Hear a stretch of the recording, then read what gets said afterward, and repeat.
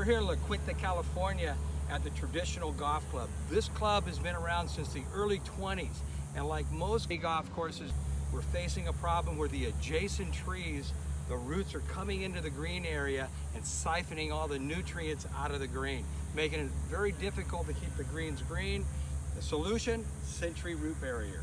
This is a combination root and water barrier all in one, in which we're going to take our trencher and go all the way around the greens, as you can see here, and we're going to install a 24-inch depth root barrier.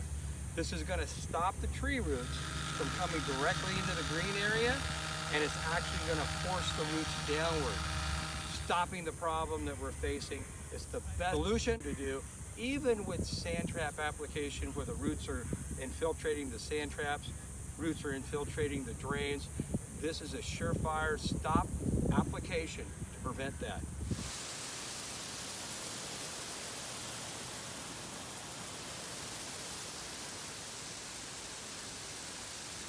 Geo Ripper, the #1 tool for handling tough jobs, leaving minimal damage.